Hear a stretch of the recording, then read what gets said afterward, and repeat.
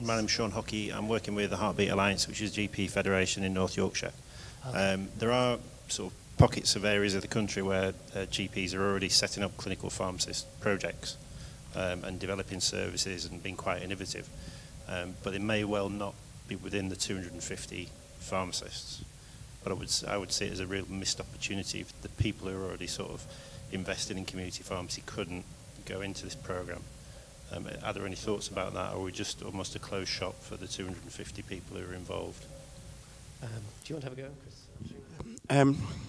I guess our thinking is, in terms of the development programme, that any resources we develop and around learning, and many of the learning experience, we will open out to the broader population.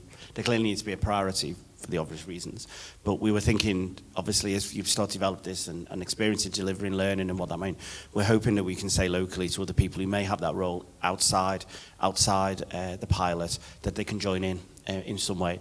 I can't make that promise here today, but that's a principle we're working with. Equally, what I think is once we've, this pump priming allows great investment, there's core funding for CPP and Safe to Education, and we can target some of it that way as well, or work in partnership. So our intention is to open it out. Can I guarantee things like the education supervisor? No, I can't, because that's really intensive, but that's the intention, is to do that around the education programme. And I think it's worth adding, there are other education providers. So that, if you're from Yorkshire, Bradford School of Pharmacy and Leeds University, and others are all providers of the independent prescribing training course. And Bradford University is going to be developing, or it is developing now, a postgraduate modules for practice pharmacists. So everybody's trying to play catch up at the moment. So you might find your pharmacists just want to dip into certain modules from the local university, as well as CPP, for example. I think for me, I've been a pharmacist for 20 years, but the sort of pace of this has taken me by surprise. Yeah, and there are an awful lot of practices who are invested now. Yeah. And it just seems to me you're setting up what looks like a fantastic pathway for people, and it'd be a real missed opportunity if these people who are already on the ground now and working can't dip into this now. They have to wait 6, 12 months. It just seems like a missed chance to me. And I do appreciate that, but it's a pilot.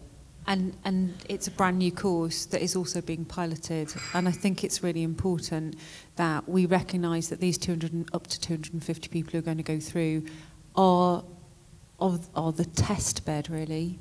So maybe it might be better to just see whether or not that pilot is working and check whether or not the development programme does do what it's needed. It is relatively intensive. It's up to 28 days over 14 months, so it's quite a lot of time. We've had quite a lot of pushback from RCGP about that and BMA, but we're committed to that, and that's what we've said it will be. So I do take on board what you're saying, but I think there's something about let it run, let it see what happens, and then let's see where it takes us. And I'm sure HEE are very closely watching what's going on and observing. In terms of the evaluation, we have had similar conversations. I know that there is a CCG in the southwest that is already going to fund its own pilot, and they've asked whether or not they can be part of the evaluation. The budget for the evaluation is incredibly tight, as is right, because we want to spend money on people and not just on the did it work at the end, but the did it work at the end is really important. I don't know whether or not there'll be capacity to pick up sites where there are already clinical pharmacists, where they're starting a new project as well. Once we have an evaluation partner on board, we may have a conversation with them. But of course, all of the NHS England resources, or the NHS England website is available, and all of the resources from other partners, most of those are also free. So I think there will be a lot of growth of learning. But I appreciate what you're saying.